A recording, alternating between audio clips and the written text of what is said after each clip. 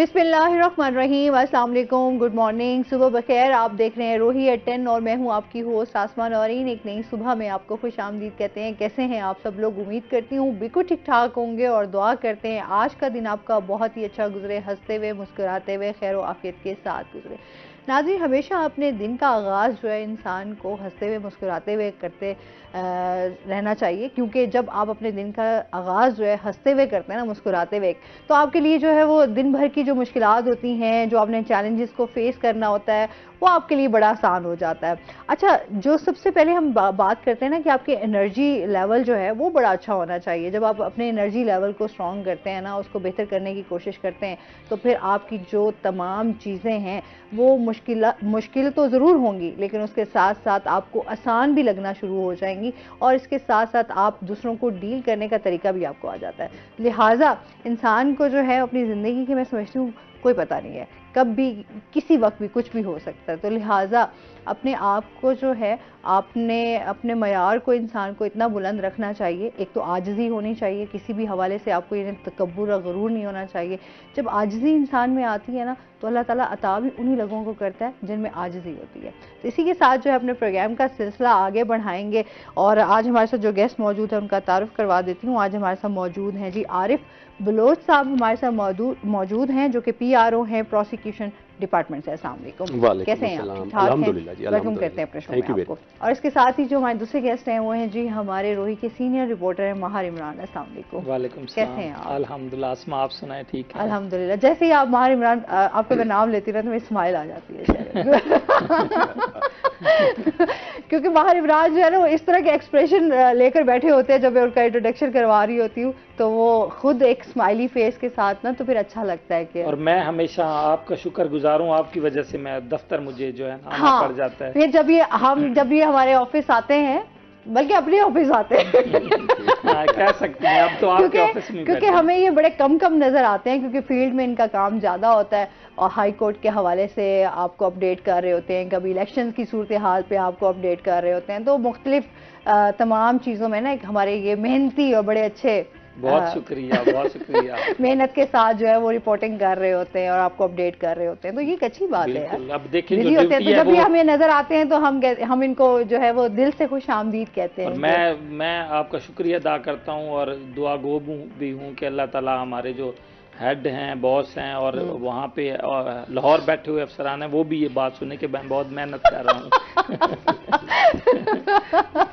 नहीं, तो वो आपको अप्रिशिएट करते तो हैं बॉस आपको हमेशा, ये तो हमने भी देखा है कि बॉस साहब है हमारे हेड हैं असाइनमेंट, उनको भी पता चले। ये आहिस्ता इस तरह बढ़ते जा रहे हैं कि सबको बताए कि मैं कितनी मेहनत करता हूँ।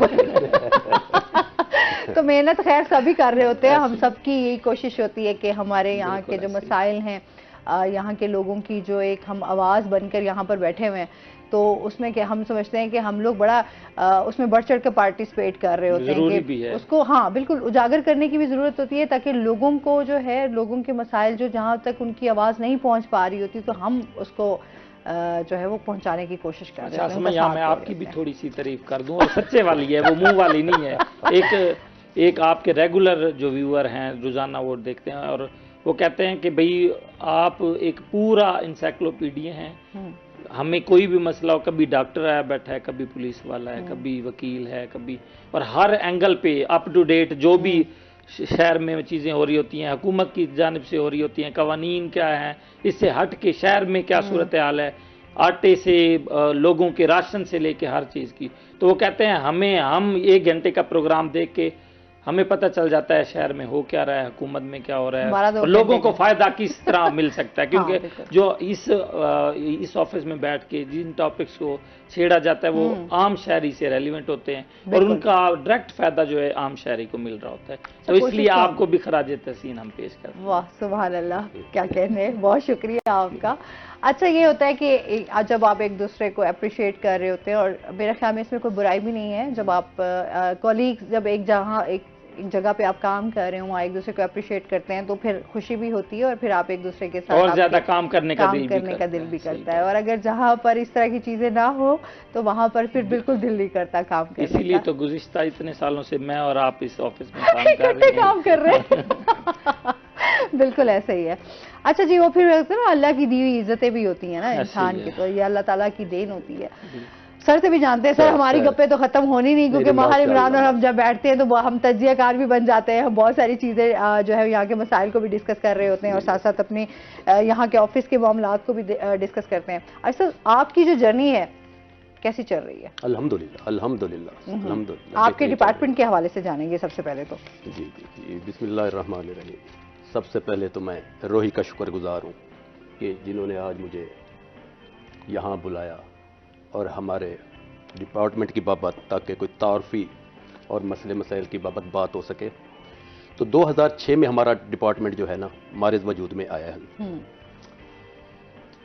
उस वक्त से लेके अब तक ये बातें जो आज मैं कर रहा हूँ ना, ये हमारे वर्दी पीजी साहब जो न्यूली अब आए हैं, उन्होंने भी अपने हर प्रोग्राम में हर जगह पे यही बातें की हैं कि हमारा डिपार्टमेंट के अंदर मसाइल ही मसाइल हैं जिनको वो हल करने की कोशिश कर रहे हैं। क्योंकि हमारा डिपार्टमेंट बेसिकली जुडिशरी और पुलिस के दरमियान एक पिलर का किरदार अदा कर रहा है, और ये किरदार उसी सूरत में पूरा होगा जिस वक्त हमें बेसिक जो हमारी नेसेसिटीज़ हैं ऑफिसर्स को, ऑफिशियल्स को वो प्रोवाइड नहीं की जाएंगी, उस वक्त तक पूरा नहीं होगा। तो इस बाबत कोशिश तो पूरी है हमारे हाई अप्स की कि अल्लाह करे कि हमारी उम्मीदों पे ऑफिसर्स की, ऑफिशियल की पूरा उतरें और उनके जो मसले मसाइल हैं उनको हल करें। जी। अच्छा, जाहिर सी बात है कि आप कोई भी डिपार्टमेंट उठा लें, किसी भी हम चीज़ों को देखें तो वहाँ पर मसाइल आपको बेतहाशा नज़र आते हैं। अच्छा, इम्प्लीमेंट का हम जब बात करते हैं कि काम किस तरीके से हो रहा है, काम हो रहा होता है लेकिन वो इतना स्लो होता है कि वो जो आपके मसाइल कुछ हल हुए भी होते हैं तो वो भी आपको बड़े कम नज़र आ रहे होते हैं कि यार इससे मसाइल जो है वो किस तरह मैं से। यहाँ कुछ ऐड भी करूंगा। अरे बलोच साहब ने अभी जो कहा कि इनके मसाइल हैं, प्रोसिक्यूशन जो डिपार्टमेंट है ना, ये बेसिकली जो लोगों को सजाएं, जब भी मुकदमा दर्ज होता है उसके बाद प्रोसिक्यूशन, जब पुलिस वाले और अदालत फैसला दे रही होती है, पुलिस वाले ने पर्चा कर देना होता है, FIR कर देनी होती है, प्रोसिक्यूशन अदालत को बता रहा होता है प्राइवेट वकीलों के साथ कि भाई ये बंदा गुनाहगार है या नहीं है, इनका किरदार ये है। अभी मसाइल की इन्होंने बात की, पिछले दिनों प्रोसिक्यूटर जनरल पंजाब फरहाद अली शाह हैं, सैयद फरहाद अली शाह, वो आए हुए थे हाई कोर्ट। मैंने खुद उनसे बात की कि इनके मसाइल जब तक हल नहीं होंगे लोगों को इंसाफ क्या मिलेगा। आपने कहा ना कि बड़े देर तक होते हैं, आसमा इनसे पूछ लें कि कितना अरसा हो गया इनको भर्ती हुए और अपग्रेड जो टाइम स्केल प्रमोशन होती है वो नहीं हुई। यानी 10 वो पीजी साहब खुद बता रहे थे प्रोसिक्यूटर जनरल पंजाब के हमारे प्रोसिक्यूटर 15-15, 20-20 सालों से एक ही स्केल में खड़े हैं। मेरी जो अपनी है 2011 की अपॉइंटमेंट है। अच्छा। आज 2024 चल रहा है और तकरीबन मुझे 13 साल हो गए हैं। सही। 17 में मेरी अपॉइंटमेंट हुई थी और 17 में ही खड़ा हूँ इस वक्त में। सही। अच्छा, तो देखिए कितना मतलब अरसा गुजर जाता है और जिंदगी का आधा हिस्सा तो गुजर गया। आप इतनी एफर्ट्स कर रहे होते हैं अपने काम को, अपनी ड्यूटी को भी साथ लेकर चल रहे होते हैं और उसके बावजूद भी आप ड्यूटी भी इतनी टफ कि अदालतों में रोजाना बड़े संगीन केसेस नौयत के होते हैं, मर्डर केसेस, उसके ड्रग्स के केसेस, रेप के केसेस, आपको जीबीबी कोर्ट्स हैं हमारी सारी, मां से बजा फरमा रहे। सही। तो जी जी, क्या मैं वो यही कह रहा था कि बलोच साहब ये जो मसाइल हैं, और ये पब्लिक रिलेशन ऑफिसर भी अपने डिपार्टमेंट को क्योंकि रिप्रेजेंट कर रहे हैं इसलिए डिपार्टमेंट के मसाइल भी ये बता रहे हैं। अच्छा, एक और बात कि हमारे जो पीजी साहब हैं वो बलोच साहब से ही, बल्कि कल शायद वो आ रहे हैं। जी, कल उनका प्रोग्राम, कल वो मुल्तान कैंसिल हो गया। अच्छा, उन्होंने वैसे मुल्तान आना है एक और। तो जब आएंगे तो हम भी आपकी आवाज बनेंगे जैसे आप सालीन की आवाज बनते हैं। बहुत बहुत शुक्रिया। अच्छा, इसके साथ साथ इमरान से जानेंगे। इमरान, सियासी सूरत हाल पे थोड़ी सी बात कर लेते हैं। अभी जो इलेक्शन अपीलों की अपडेट है उस हवाले से हमें बताइएगा, क्या सूरत हाल चल रही है? देखें, जब 5 साल बाद इलेक्शन होते हैं, कल एक दोस्तों से बात हो रही थी जो हमारे साफी हैं, तो उन्होंने कहा यार इतना बड़ा इलेक्शन था, तो एक दोस्त कह रहा था गुजर गया, मैंने कहा अभी नहीं गुजरा। देखिए 5 साल इलेक्शन है, इसके इफेक्ट शुरू में है। हम पिछले 3 महीनों से पहले तैयारियों पे लगे हुए थे, फिर इलेक्शन हो गया, उसके बाद अपीलों का सिलसिला शुरू हुआ, रिटर्निंग अफसरान के पास, फिर हाई कोर्ट में, अब इलेक्शन कमीशन में है। शुक्र है कि हमारी पंजाब काबीना भी बन गई, ऊपर भी अब वुज़रा की बारी है, चीज़ें हो रही हैं बेहतर, इंशाल्लाह बेहतर होंगी। आप बात कर रही हैं इलेक्शन अपीलों के हवाले से कि क्या चल रही हैं। मुल्तान में कोई 4-5 हलके हैं जहाँ से जो हारने वाले उम्मीदवार थे, ज़्यादा तादाद PTI के उम्मीदवारों की थी, आज़ाद जो थे, वो हारे थे और उन्होंने अपीलें दायर की थी, मुल्तान हाई कोर्ट में की थी और रिटर्न ऑफिस मुल्तान में, दोनों से खारिज हो गई हैं। अब वो अपीलें चल रही हैं इलेक्शन कमीशन ऑफ पाकिस्तान में, इस्लामाबाद में। ठीक। मैं मुल्तान के हल्का 148 की बात करूंगा। आपने जिस तरह मुझसे पूछा कि इलेक्शन की क्या है, तो मुल्तान में इस वक्त भी 3-4 हल्के ऐसे हैं जिनका रिजल्ट जो है वो तस्लीम नहीं किया गया हारने वाले उम्मीदवारों की जानिब से, जिनके शुरू हो गई है, जिनकी हेयरिंग और इलेक्शन कमीशन में सैयद यूसुफ रज़ा गिलानी साबिक वज़ीर-ए-आज़म पाकिस्तान है मुल्तान का हल्का 148 से, वो जीते थे, 103 वोटों का फर्क था, और बैरिस्टर तैमूर में जो पीटीआई के हमारे जाफ्ता वो हारे थे। उसने अपील कर रखी हुई है, कल उस पे ना डिटेल बहस हो गई है असमा, और फैसला महफूज हो गया है। अगर फैसला बैरिस्टर तैमूर में के हक में होता है तो दोबारा गिनती होगी। अगर दोबारा गिनती में तैमूर में जीत गया तो फिर यानी कि यहाँ पे इलेक्शन दोबारा नहीं, अगर वो जीत गए तो फिर तो वो जीत गए, फिर वो एक जीते हुए हैं सैयद यूसुफ रज़ा गिलानी, वो हार जाएंगे। अगर दोबारा गिनती ना हुई तो फिर भी दरखास्त खारिज होगी तो गिलानी साहब खड़े हैं। अच्छा, हलफ लेने वाला जो मामला चल रहा है उसमें भी तो हमने देखा कि उन्होंने हलफ तो उठाया है। हलफ उठा लिया। अब था क्या, वो सेनेट के चेयरमैन थे। अच्छा, आप एमएनए, अगर एमएनए वो छोड़नी पड़ती है। अच्छा, फिर क्या हुआ, अब दोबारा भी उन्होंने सेनेट पे कागजात जमा करवा दिए हैं।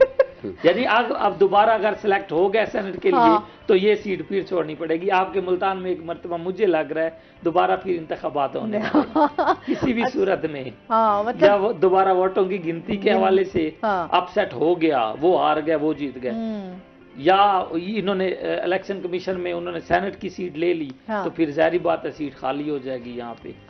दोबारा इलेक्शन होंगे, फिर तैयारी करें आप दोबारा उसकी कवरेज की। और मैं शायद तैयारी ना करूँ, आपको तैयारी करें। अच्छा, N151 से भी है, मेहरबानो कुरैशी है। अच्छा, वो बिल्कुल उनका भी चल रहा था, उन्होंने भी वो अपील की हुई है, वो भी इस्लामाबाद में ही लगी हुई है, और उनकी आज है, बल्कि आपने याद दिलवा दिया, मैं उसकी अपडेट भी आज लेता हूँ। आज है उनकी हेयरिंग, उसमें आज देखा जाएगा। वो उनकी भी अपील यही है कि मेरे हल्के से मैं जीती हूँ और और नोटिफिकेशन हुआ है मूसा गिलानी का। ठीक है। अच्छा जी, इस पे मजीद भी हम बात करेंगे। नाज़रीन, अभी हमने जाना है ब्रेक पे, हमारे साथ रहिएगा।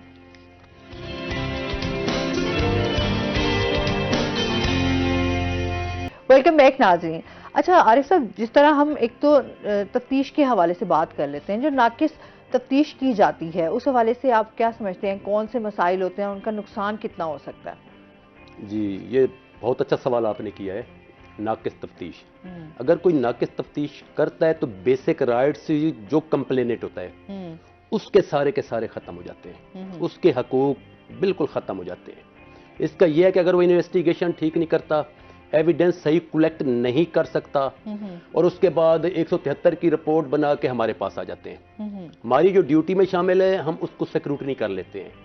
जो ऑब्जेक्शंस वगैरह हमारी नज़र में होते हैं उस 173 की रिपोर्ट के, हम वो रेज कर देते हैं, उनको कहते हैं कि इनको रिमूव करें। फिर भी वो एविडेंस कलेक्ट नहीं करते और ना ही कर सकते हैं, तो इस बाबत हम एक लेटर बनाते हैं। सही। मुतलका फोरम है, उनके हाई अप्स हैं, सीपीओ साहब हो गए, आरपीओ साहब हो गए, एसएसपी हो गया, उसको डिफेक्टिव इन्वेस्टिगेशन का उसके खिलाफ लेटर लिख देते हैं, और हमारी एक असेसमेंट रिपोर्ट होती है 97 की, हम वो बना के वो सारी चीजें डिस्कस करके ऑनरेबल कोर्ट में हम भेज देते हैं। सही। उसके बाद जो है फिर जब वहां केस ट्रायल होता है, अगर उन ग्राउंड्स पे एक्विटल हो जाती है, उसकी नाकिस तफ्तीश, नाकिस शहादत की बिना पर अगर एक्विटल हो जाती है, तो फिर भी हम एक और लेटर बना के उन गवाहान के खिलाफ फिर दोबारा सीपीओ को भेज देते हैं, आरपीओ साहब को लिख देते हैं कि इनके खिलाफ जो है महकमाना कार्रवाई की जाए, क्योंकि इनके बेसिक जो राइट्स थे कंप्लेनेंट के, गवाहान के, वो ज़ाये हुए हैं, इनके खिलाफ कार्रवाई करें। ये हमारा यानी कि ड्यूटी में शामिल है और हम ये कर रहे हैं। जी। अच्छा, जो हमें लगता है कि नहीं पूछते आसमा कि भाई इनसे कोई पूछ-गुछ, इसका मतलब है कि इनके ऊपर पूछ-गुछ है, कि जो प्रोसिक्यूशन इनके खिलाफ लेटर लिखता है और सीपीओ को भेज रहा होता है, लेकिन उसके बावजूद भी बहुत ज्यादा नाकिस तफ्तीश हो रही होती है, फायदा भी मुलजमान को दिया जाता है। हम तो यही देखते हैं ना कि फेक ज्यादा चीजें चल रही हैं। अच्छा, फिर झूठे मुकदमात और झूठी चीजें तफ्तीश के दौरान जो है वो कुछ इस तरह के आपने जो सबूत हैं वो झूठे हैं, तो उनको भी साबित करने में, अच्छा जो बेचारे बेगुनाह होते हैं या उसमें वो मुलविस नहीं होते, उन लोगों को फिर सजाएं भी हो जाती हैं, और जो गुनहगार होते हैं, फरमा रही हैं। वो लोग धड़ल्ले के साथ बाहर आप फ्री फिर खुद देख लेना कि यूरोपियन कंट्रीज चले जाएं, वहाँ क्राउन प्रोसिक्यूशन है, वहाँ का क्राइम रेट चेक कर लें, हाँ। कन्विक्शन रेट चेक कर लें और हमारा चेक कर लें। यही वजूहात हैं जिनकी वजह से हम उनसे पीछे रह गए। एक प्रॉपर मैकेनिज्म नहीं बना, प्रॉपर हमारा सिस्टम नहीं चल रहा, प्रॉपर जो हमारी बेसिक नेसेसिटीज हैं प्रोसिक्यूशन के लिए वो हमें मुहैया नहीं की जा रही। इसी वजह से ये सारा सिस्टम थोड़ा सा बैक पे जा रहा है। सही। अच्छा, आप स्पोर्ट्समैन भी हैं, अभी हम लोग डिस्कस भी कर रहे थे, इमरान भी बता रहे थे, तो इसके हवाले से भी बताइएगा कि डिस्ट्रिक्ट बार में जो है आपके जो क्रिकेट के हवाले से आपकी एक्टिविटीज़ और आपका खुद का भी जो आपका इंटरेस्ट भी, वो भी हम जानना चाहेंगे। अल्हम्दुलिल्लाह इस वक्त तकरीबन 48 मेरी एज है। क्रिकेट में अल्हम्दुलिल्लाह 32-33 साल से खेल रहा हूँ। अच्छा। और हमारा 2011 में मेरी पहली अपॉइंटमेंट हुई थी। जब हमारी लायर्स की जो टीम जाती है ना वर्ल्ड कप खेलने के लिए, लायर्स का भी एक सेपरेट वर्ल्ड कप होता है। ठीक है। हमारी बार की टीम 2011 में जस्टिस फरक साहब थे, मार साहब, उस दौर में मेरी अल्हम्दुलिल्लाह सिलेक्शन हो गई थी और उसी दौर में ही मेरा प्रोसिक्यूशन डिपार्टमेंट में ज्वाइनिंग हुई। उसके बाद बाकी मेरे साथी जो कुलीग हैं, अदनान साहब हैं, डिस्ट्रिक्ट स्पोर्ट्स ऑफिसर रह गए मुल्तान के, वो उनके साथ फाजिल खान साहब, अच्छा। तारे क्रिकेट क्लब है उसके कैप्टन हैं, और उनके साथ अपना जो है हमारे एक दोस्त आसिफ शाह साहब हैं और जुहेब साहब हैं लायर्स में से। अल्हम्दुलिल्लाह वो लायर्स का एशिया कप भी खेल के आए हैं और इसके साथ साथ वर्ल्ड कप भी खेल के आए, और लेटेस्ट हम ये वर्ल्ड कप जीते हैं। पाकिस्तान लायर्स वर्ल्ड कप ये जीत के आया इससे अपना इंडिया को शिकस्त देके श्रीलंका में, वहां देके, और इस तरह ऑल पाकिस्तान लायर्स कप हुआ है खानेवाल में, उसमें अल्हम्दुलिल्लाह टॉप स्कोरर था मैं, खानेवाल में हुआ है और हमने वो टूर्नामेंट जीता है खानेवाल को शिकस्त देके। क्रिकेट मेरा फेवरेट हॉबी भी है, एंजॉय भी करता हूँ, खेलते भी रहते हैं, और वैसे भी फिजिक के लिए एक बेहतरीन अपना वो है, फिटनेस के लिए। वैसे और भी इस हम चीज बात को मार करते हैं, साहब भी जानते हैं, मार साहब के इलाके में भी बड़ी क्रिकेट खेली है। आप क्रिकेट क्यों नहीं खेलते? आपको मैंने नहीं देखा। मैं हैरान हूँ आसमा, 33 साल से आरिफ बलोच साहब ने कहा मैं क्रिकेट खेल रहा हूँ। हम एक काम शुरू करते हैं, कंटिन्यू नहीं रख सकते। मैंने जिम ज्वाइन किया आसमा, मैं 5-7 दिन गया, टाइम ही नहीं मिलता। मेरे ख्याल में आपने मेरे ख्याल में शादी की अपनी, जब आपकी शादी हो रही थी तब आपने थोड़ा सा संभाल रहना जरूरी था। अब कहते हैं आप फिर वैसे हो रहे हैं, मैंने कहा शादी हो गई। लेकिन ये गलत है। अब देखिए वो फिट बैठे, 48 ईयर में फिट बैठे हैं। और वही बात है ना, हम फिटनेस की बात कर रहे होते हैं, हम डाइट की बात कर रहे होते हैं। अच्छा, जिस तरह से जाहिर सी बात है कोई इवेंट आने वाला होता है ना, तब थोड़ी सी आपको फिक्र हो जाती है कि अच्छा फिटनेस का ख्याल रखना है, आपने कुछ इस तरह का खाना। जैसे आपकी शादी थी, आपने कहा नहीं मुझे जिम मैंने ज्वाइन कर ली थी, यकीन करें। उसके बाद आपने कहा अच्छा यार होड़ तो शादी थी गई है, और क्या करना है। नहीं, ये भी जरूरी है, हर दौर में बहुत जरूरी है। अच्छा, इसके साथ साथ हम ये भी आपसे जानना चाहेंगे इस टाइम डिस्ट्रिक्ट बार के हवाले से क्या एक्टिविटीज़ चल रही हैं, हाई कोर्ट के हवाले से क्या एक्टिविटीज़ चल रही हैं? अच्छा आसमा, हाई कोर्ट और डिस्ट्रिक्ट बार इलेक्शन जो है खैर खैरियत से हो चुके हुए हैं, नई कबीना आ चुकी हुई है, और उससे पहले यहाँ पे भी वो सारे ओहदेदारान आए थे, उन्होंने कहा मंशूर दिया, चीज़ें दी सारी, उन पर अमल दरामद का भी एक सिलसिला जो है शुरू हो चुका हुआ है। कल डीसी साहब से मुलाकात हुई है, डिस्ट्रिक्ट बार मुल्तान के ओहदेदारान सदर जो हैं इमरान खाकवानी, जनरल सेक्रेटरी, इसी तरह से आरिफ शाह और नायब सदर, सारे मिल के ये गए थे। उन्होंने कहा कि हमने डिस्ट्रिक्ट बार वालों से एक वादा किया था कि कचहरी को खूबसूरत बनाएंगे। डीसी साहब आपके इख्तियारात में PHA है, आपके इख्तियारात में बाकी मामलात हैं, एक तो आप कारपेटिंग करवा दें, उन्होंने जो 5-7 मुतालबे रखे हैं और डीसी साहब ने यकीन दहानी करवाई है आसमा, अगर वो पूरे हो गए तो आप जब कचहरी में आएंगे ना, माशाल्लाह आपको अच्छी लुक वहाँ पे नजर आएगी। रोड बनाने के हवाले से था, स्ट्रीट लाइट्स थी, उसके वाटर फिल्ट्रेशन प्लांट्स के बात हुई, उसमें कूलर, अब गर्मियाँ आ रही हैं, उसके साथ ही कि आप पूरी कचहरी में ना पौधे और फूल उनके जो गमले होते हैं वो रखवा दें PHA से। ये कि डीसी साहब ने की, ये तमाम चीज़ें हो गई तो बहुत खूबसूरत हो जाएगा।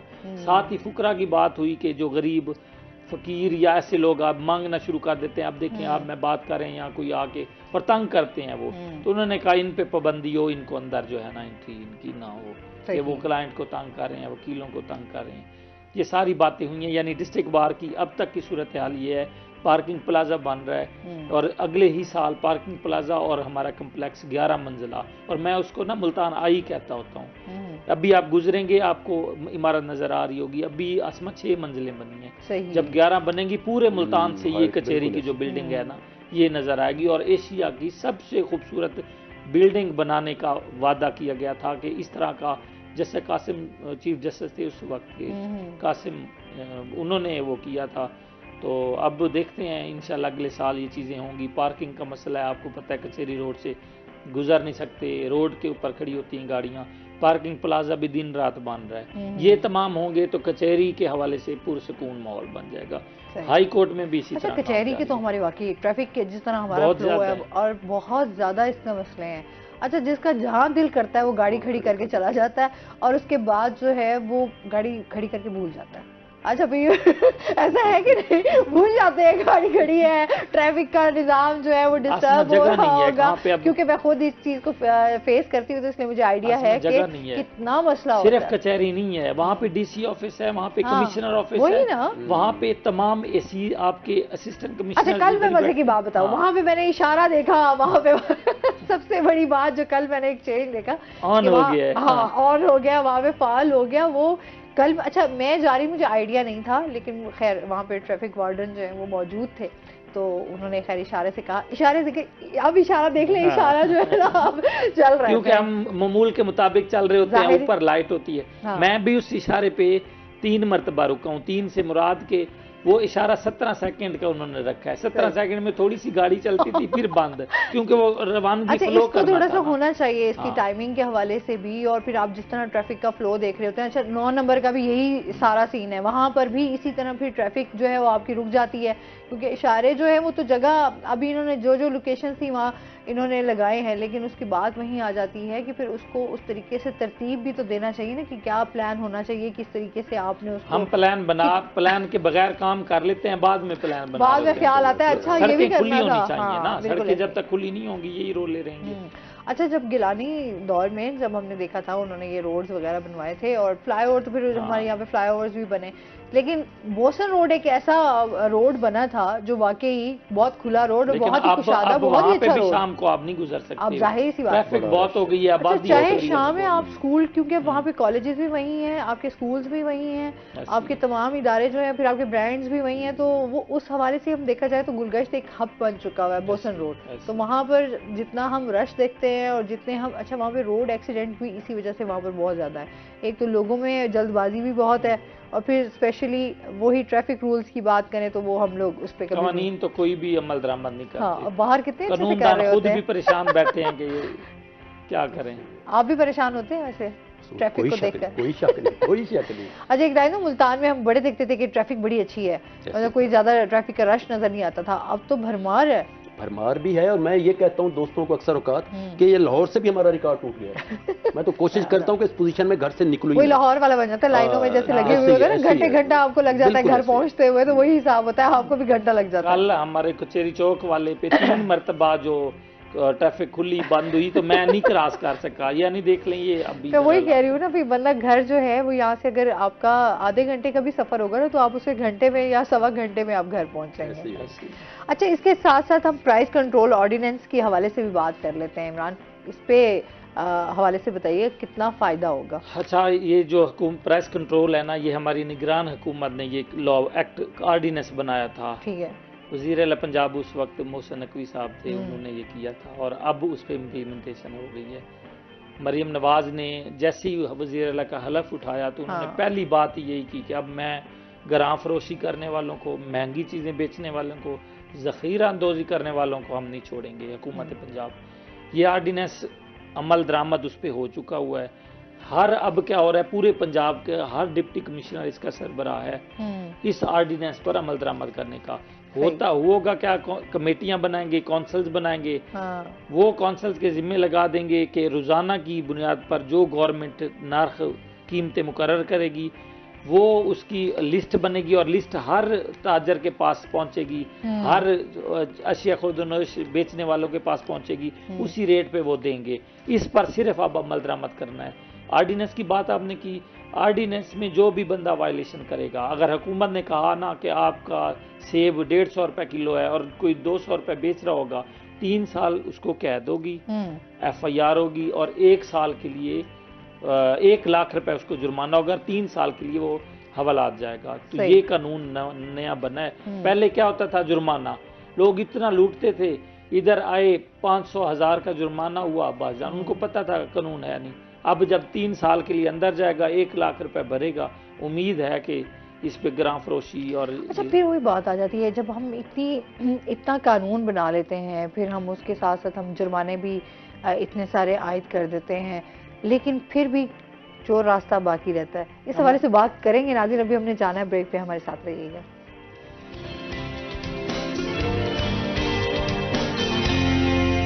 वेलकम बैक नाजरीन, रोही एट 10 में एक बार फिर से आपको खुशामदीद कहते हैं। और इसके साथ ही हम बात कर रहे थे प्राइस कंट्रोल कमेटी के हवाले से। अच्छा, वही मैं कह रही थी कि यहाँ पर हमारे यहाँ जो है वो तमाम चीज़ें होती हैं, लेकिन उसके बावजूद जो है उनको छोड़ दिया जाता है। कहीं ना कहीं वो जो चोर रास्ता है ना, उसको बंद करने की ज़रूरत है। ऐसे ही है, Asma 41 price control magistrate Multan में काम कर रहे हैं और आज से नहीं कर रहे, इस कानून बनने से पहले से। हम हाँ बिल्कुल। अच्छा, लॉ ये है कि कोई रेडी वाला, कोई दुकान वाला, कोई भी अशिया खुर्दनोश चीजें बेच रहा है, उसके पास वो सरकार की जानिब से जो कीमत ऐप है, अभी आप देखें ना कीमत ऐप, वो उसमें अपलोड कर लें, उसमें आपको पता चल जाएगा चीनी आज का रेट क्या है, आज के सेब का रेट क्या है, अमरूद का रेट, हर चीज का बिल्कुल वो रेट इनकी जो बेच रहे हैं इनकी जिम्मेदारी है कि वो लिस्ट सामने रखें। प्राइस कंट्रोल मजिस्ट्रेट मौके पे विजिट करे, जिस बंदे के पास वो लिस्ट नहीं पड़ी उसके ऊपर पनिशमेंट करे, उसके ऊपर FIR दे, जुर्माना जो भी है। ये बताएं किसने अपने पास डेली बेस पे रखी होती है। एक रेडी वाला जो है, एक दुकान वाला वही चीज महंगी बेच रहा है, 20-20 30-30 40-40 रुपए का फर्क है, वो कहता है ये अच्छे वाली है, वो कम वाली है। अब ये इश्यूज जो है ना, जब तक इस पर कानून पर अमल दरामद आपने कहा, हाँ। चोर रास्ते खत्म ना हुए, चोर रास्ते अब यही हैं कि या तो वो 41 प्राइस कंट्रोल मजिस्ट्रेट पैसे ले रहा है, वो फील्ड में जाता ही नहीं है, फील्ड में जाता है तो उनका आपस में क्या कोई इस तरह का चीजें तय हो चुकी होती हैं कि वो क्यों इम्प्लीमेंटेशन नहीं हो रहा। अभी रमजान आ रहा है, आप महंगाई को रोक के दिखाइएगा। हाँ, अच्छा, मैं वही ना, हमारे यहाँ तो मसला ये है ना, अलमिया है कि जैसे ही रमजान आता है तो लोगों के लिए सबसे बड़ा होता है कि हमने कमाना है, इसमें हमने किस तरह से कमाना है और जितना मुनाफा हम कमा सकते हैं हम कमा लें। अच्छा, उसकी बात है यार, फिर कौन सा, फिर तो अगले साल हम लोगों को मौका मिलेगा, तो मतलब हम तो मौकों की तलाश में बैठे हुए होते हैं।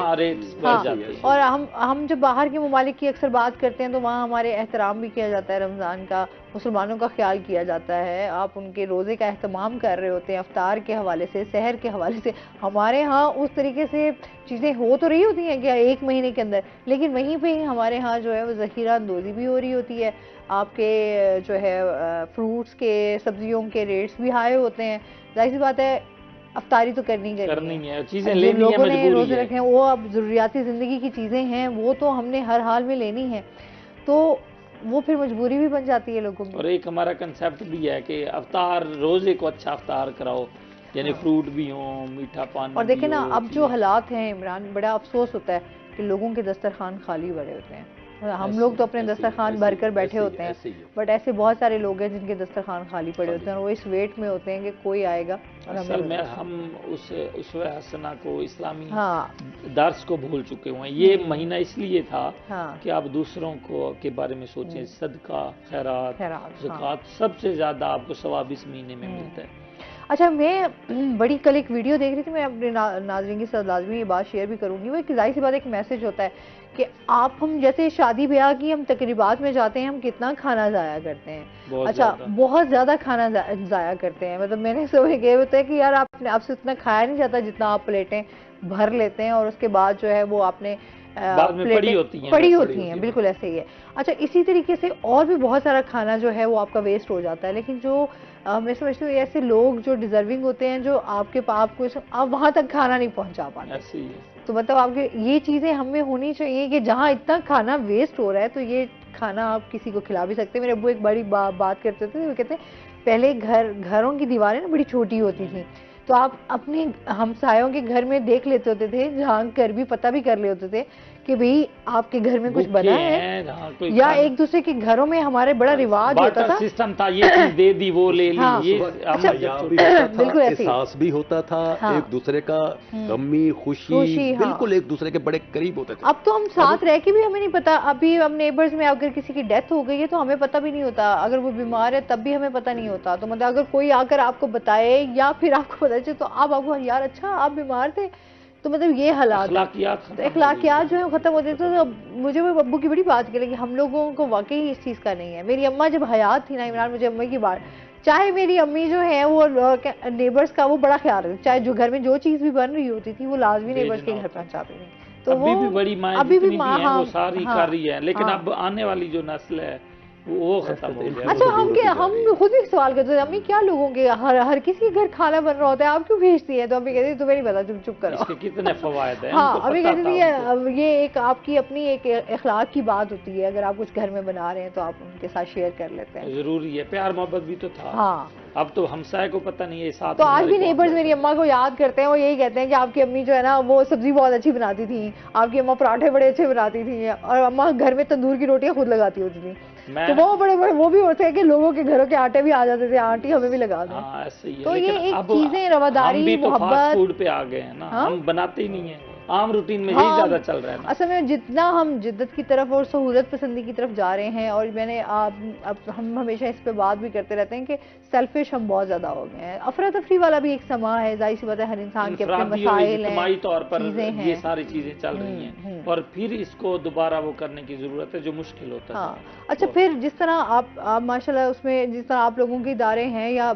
इमरान भी फील्ड में रहता है, इंसाफ ना मिलने की वजह से जो हम देखते हैं ना, और बराबरी ना मिलने की वजह से लोगों में हम जो अब गुस्सा देखते हैं, या हम शिद्दत पसंदी की तरफ देखें तो लोग बहुत ज़्यादा जा रहे हैं, इश्तिआल पसंदी की तरफ जा रहे हैं, क्राइम में इजाफा हो रहा है। तो ये तमाम चीज़ें जो है वो रिलेट उठ चुका है इदारों से भी। इसी तरह लोग बिल्कुल यानी कि आहिस्ता आहिस्ता दूर होते जा रहे हैं। हाँ। यूरोपियन कंट्रीज की चले जाते हैं, वहाँ हम मिसालें भी दे देते हैं। किसी के साथ थोड़ी सी भी ज्यादती हो जाए ना मार साहब, तो वो कहते हैं कि I will see you in the court.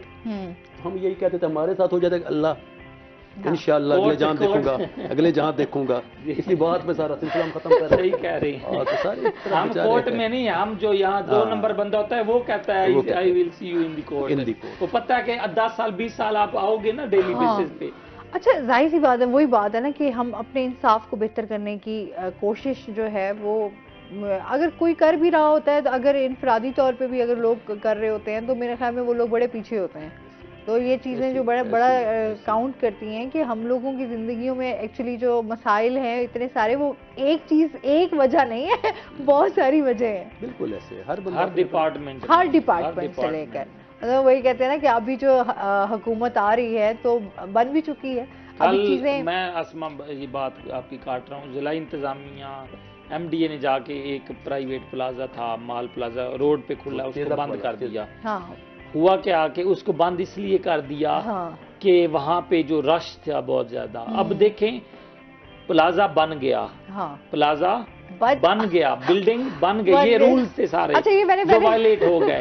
अब जब इफ्तिताह हुआ, हर स्टॉक वहां आ गया, मुलाजमीन हायर कर लिए गए, करोड़ों रुपए के खर्चे हो गए, उस वक्त जाके उसको सील कर दिया कि अब रोड ब्लॉक हो रहा है। भैया आप उस वक्त परमिशन क्यों दिया? अच्छा, फिर ये चीजें आपके नॉलेज में होती हैं, या तो पता ना हो ना, एक शहर कोई इतना बहुत बड़ा शहर तो है नहीं।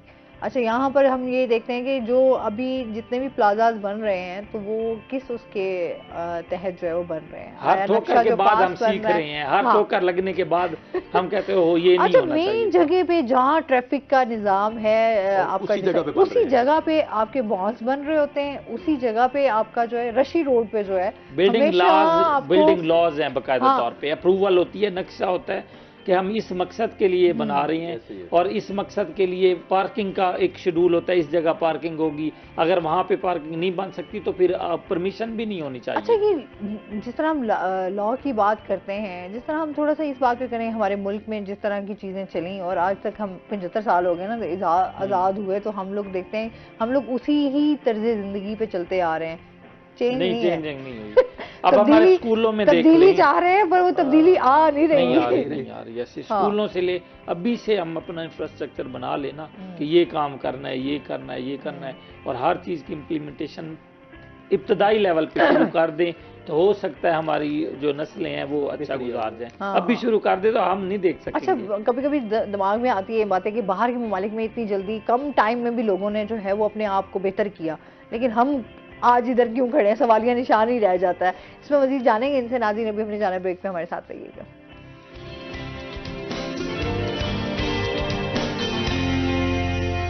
वेलकम बैक नाजरीन। अच्छा, इसके साथ साथ जिस तरह आपका डिपार्टमेंट है, थोड़ा आपके डिपार्टमेंट की कारकर्दगी के हवाले से भी बात कर लेते हैं। मसाइल तो हैं ही हैं, बिल्कुल ऐसे थोड़ी कारकर्दगी के हवाले से भी बताइएगा। इस वक्त वसाइल के ना होने के बावजूद अपने वर्दी हमारे पीजी साहब हैं, उनकी सुपरविजन में बेहतरीन काम कर रहे हैं। सही। कन्विक्शन रेट पिछले दिनों मैंने मार साहब को सारी डिटेल पूरे साल की दी है। तकरीबन 10,000 से ऊपर मुल्जमान को हमने सजाएं करवाई हैं। सही। और जो गवाहान दौरान शहादत होस्टाइल हो जाते हैं, अपने साहब का जो प्रीवियस उनकी स्टेटमेंट होती है उससे मुनहरफ हो जाते हैं, सही, उनके खिलाफ हमने लिखा है। जो सरकारी मुलाजमान हैं उनके खिलाफ हमने लिखा है। सही। और जो हमारी नज़र में ऑनरेबल कोर्ट्स ने जो एक्विटल किया है और हमें लगा है कि ये मेरिट पे एक्विटल नहीं है, तो हम उनके खिलाफ अपीलों में गए हैं। सही। तो इस तरह हमारी हर मुमकिन कोशिश है कि हमारा महकमा बेहतर से बेहतर करने की कोशिश कर रहा है, क्योंकि हम स्टेट हैं और स्टेट ने जो है अपना कोर्ट्स को असिस्ट करना है। ये भी जरूरी नहीं है कि हमने हर केस के अंदर सजा दिलवानी है। हमने सिर्फ और सिर्फ ऑनरेबल कोर्ट्स को असिस्ट करना है उसके मुताबिक, ताकि किसी के साथ ज्यादती ना हो, ना इंसाफी ना हो। तो इसके लिए हमारा महकमा पूरी कोशिश कर रहा है। अंडर द सुपरविजन ऑफ हमारे वर्दी पीजी साहब हैं, नए आए हैं फरहाद शाह साहब, और माशाल्लाह बड़ी उनकी एफर्ट्स है, ऐसा ऐसा बड़ी मेहनत कर रहे हैं। मार साहब की भी उनसे मुलाकात हुई है, काफी माशाल्लाह इस वक्त वो कोशिश में कर रहे हैं कि भाई जो अच्छा, मैं उनसे जो बात हुई थी ना लास्ट टाइम, चलो बातों में बात होगी, हाई कोर्ट में से फरहाद अली शाह साहब से मैंने कहा कि इतने मसाइल हैं और साथ कन्विक्शन भी आप काम भी कर रहे हैं, एक तो इनको इतना आप वो कर लें, इनको वसाइल दें और उसके बाद रिजल्ट देखें। कहते हैं रिजल्ट तो हर कोई देखता है, कहता है वहां जाके ये कर लो, ये पता नहीं तेल कैसे डलवा के वहां तक पहुंचेंगे, इनके पास मसाइल। उनसे जब बात हुई ना, अच्छा मैं आसमा बताऊं, यूरोपियन कंट्रीज में जब कोई क्राइम होता है तो प्रोसिक्यूटर का काम है, वो एक उनकी जो JIT जो टीम बनती है, मौके पे जाके वो वहां पे वो जाता है और खुद भी देखता है और चीजें लिखता है। यहाँ ये प्रोसिक्यूटर जो हैं, इनके पास पुलिस वाले फाइल लेके आते हैं, ये देखें वो गुनाहगार करें, वो बेगुनाह करें, इन्होंने अदालत में वही बात बताई। यानी अख्तियारात अगर वो यूरोपियन कंट्रीज वाले इनको मिल जाए तो इनको भी पता हो कि इन्हें अब भी पता होता है कि कौन गुनाहगार है। पे सबसे पहले prosecution, crown prosecution evidence collect करती है। सही। अगर वो एविडेंस सफिशिएंट है तो वो कहेंगे कि ये केस हमारा प्रोसीडिंग इसमें स्टार्ट कर दें। अदरवाइज वो समझते हैं कि ये काबिल समाअत नहीं है, तो वहीं पे वो लिख के देते हैं कि ये केस काबिल समाअत नहीं है, तो वो नहीं चलेगा। यहाँ पे तो दिल्ली की हर थाने के अंदर इस वक्त जो क्राइम रेशियो है 3-4 हजार FIR लगभग एक थाने की हो चुकी है। वही ना, यहीं पे हमारे जिस तरह के हम बात करते हैं, सिस्टम पे आ जाएगी बात, फिर सिस्टम पे वही ना, तमाम चीजें रिलेट कर रही होती हैं आपके सिस्टम को, क्या आपने अपने सिस्टम को किस तरीके से अपडेट करना है, किस तरह से उसको बेहतर करना है। तो हम इंसाफ की बात कर रहे हैं तो बेचारा कब भी जो है ना वो घबरा गया पे नहीं खड़ सकता कि ये हालात हैं। बाकी ये है, लेकिन ये है कि उम्मीद इंसान को हमेशा अच्छी रखनी चाहिए, और अच्छी उम्मीद जो है वो खैर हम 75 साल से रख के फिर रहे हैं, तो आगे भी अल्लाह ताला आसानियां करे। मैं एक बात यहाँ पे कहूँगा, इनफरादी तौर पे हम ठीक हो जाएं। हाँ, अच्छा कुछ हमें भी तो अभी भी ठीक होना है ना, हम भी तो हम अपनी चीजों को बेहतर नहीं करेंगे, ठीक नहीं करेंगे। डिपार्टमेंट्स को क्या है, वो हम हैं। हाँ। मेरा एक भाई पुलिस में है, हाँ। एक भाई मेरा प्रोसिक्यूशन में है, एक मैं हूँ, एक ताजर है। मैं कहता हूँ सिस्टम सही नहीं है, और भाई मेरे भाई भी तो ठीक हों, वो सिस्टम वही चला रहे हैं। हर बंदा अपने घर को खुद, अपनी औलाद, अपने घर वालों को ठीक करना शुरू कर देना, तो मैं समझता हूँ कि हम भी बहुत जल्दी चेंज आ जाएगा। सारे मसाइल का जो नटशेल है ना, नटशेल हमारी अपनी जात है। बिल्कुल। अगर हम खुद दुरुस्त हो जाए ना, तो ये हमारे मसले तकरीबन ऐसा हल होने चाहिए। ब्लेम गेम चल रही है। ब्लेमिंग गेम तो खैर हमारी स्टार्ट इस तरह से हुई ना कि जो हम सियासी अपना रुख देखते हैं, तो हमने तो ये देखा कि इस दफा जो सियासत का रुख आया वो बड़ा ही डिफरेंट था, जिसमें हमने ये चीजें बहुत ज्यादा फेस की। अच्छा ये है, फिर उसके साथ साथ भी जिस तरह से चैप्टर है, हाँ ये एक और चैप्टर है, इस पे बात करेंगे तो वो बहुत ज्यादा, यानी बहुत चीजें, हर सिस्टम में, हाँ, पुलिस से ली, आम इंसान से ली, लेकिन मैसेज यही है कि खुद चेंज करें हाँ। अपने आप। अच्छा, फिर इसके साथ साथ जिस तरह से हम ये समझते हैं कि चीज़ें जो हैं वो सिर्फ हुकूमत ही ठीक कर सकती है, हुकूमत आपके साथ चलेगी, लेकिन वो भी जाहिर सी बात है कहीं ना कहीं जब हम हुकूमत में फ्लॉज देखते हैं तो हम सारा का सारा ब्लेम उठाते हैं और इदारों और हुकूमत पे डाल देते हैं, चाहे उसमें हमारी अपनी गलतियां हो। करप्शन की हम बात करते हैं तो करप्शन भी तो हम जैसे लोग ही कर रहे होते हैं ना। उस दिन एडिशनल कमिश्नर मोहम्मद सैफ यहाँ पे आए हुए थे, उन्होंने एक बात की, उन्होंने कहा ये बताएं, आप कहते हैं महंगी चीज़ें बेच रहे हैं, ये वो, हर इंसान नेट यूज़ कर रहा है, एंड्रॉयड मोबाइल उनके पास है, कीमत ऐप बनाई गई है, वहाँ से सर्च करें कि ये फ्रूट कितने का मिल रहा है, हम फिर आप शहर में ढूंढें, आप जिसके पास रुकेंगे वो कीमत नहीं होगी, आप उसकी एक अभी पोर्टल बने हुए हैं, उस पर शिकायत कर दे कि मैं एमडी चौक पे खड़ा हूँ और इस जगह पे ये उस नरखों पे चीज़ नहीं बेच रहे। कहते हैं शिकायतें जब ज़्यादा होंगी तब जाके घरों से बाहर निकलेंगे, हुकाम बाला भी देख रहे होते हैं, पोर्टल यूज़ करें और वहाँ उनको जुर्माने भी होंगे। और वो जब हम महंगी चीज़ ले रहे होते हैं तो वो महंगी बेच रहे होते हैं। हाँ। हम महंगी पे शोर शराबा नहीं करेंगे तो वो महंगी क्यों बेचेंगे, शोर शराबा करेंगे उनको पनिशमेंट होगी, साथ तो ये वालों ना के भी कि काम होंगे। चाहे पेट्रोल महंगा हो रहा है तो तब भी तो हम पेट्रोल डलवा रहे हैं, अगर गैस महंगी तो बिल तो हम तब भी भर रहे हैं, बिजली महंगी है तो बिजली के बिल भी तो हम भर ही रहे हैं। मतलब की बात ये है कि हम शोर बहुत मचाते हैं और अमलन जो है ना अमलन हमारे बहुत काम जो है वो हमारा रह जाता होता है। हमारी बड़ा बहुत शुक्रिया, आप हमारे साथ रहे आरिफ बलूच साहब, आपका भी बहुत शुक्रिया, आप हमारे साथ रहे। इसके साथ ही नाजरीन अभी हमने ब्रेक पे जाना है, जब हम ब्रेक से वापस आएंगे तो हमारे साथ कुछ और गेस्ट मौजूद होंगे, तो हमारे साथ रहिएगा।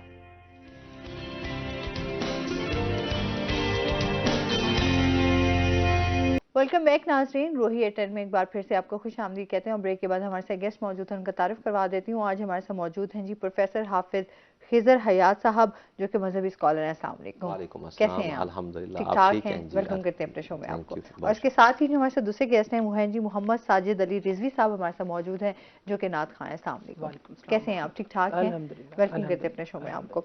अच्छा जी, आज जो हमारा टॉपिक है वो हम बात करने जा रहे हैं इस्तकबाल रमज़ान पे। आपको पता है कि रमज़ान आ रहा है, तो उस हवाले से जो है उसकी अहमियत, उसकी फ़जीलत और उसके फ़ज़ाइल जो हैं, तमाम चीज़ें जो हैं हम कुरान व हदीस की रोशनी में जानेंगे। रमज़ान का एहतराम कैसे किया जाए, रमज़ान में ख़्याल किस तरह से रखना है लोगों का। अच्छा, फिर उसके साथ साथ इबादत के हवाले से भी बात करेंगे। जो एक स्पेशल तैयारी होती है, जो हम समझते हैं कि जो शबान का महीना आता है, बेसिकली वो आपका एक ट्रेनिंग का होता है। शबान की ट्रेनिंग के बाद जो है हम रमज़ान में एंटर होते हैं, तो वो हमारा पूरा यूँ समझ लें कि एक तैयारी होती है मुकम्मल कि किस तरीके से हमने ये वाला महीना जो है वो गुजारना है। तो आज जो है खिजर साहब से हम इस हवाले से भी बात करेंगे, क्या कहेंगे इस रमज़ान की तैयारियों के हवाले से? बिस्मिल्लाहिर्रहमानिर्रहीम।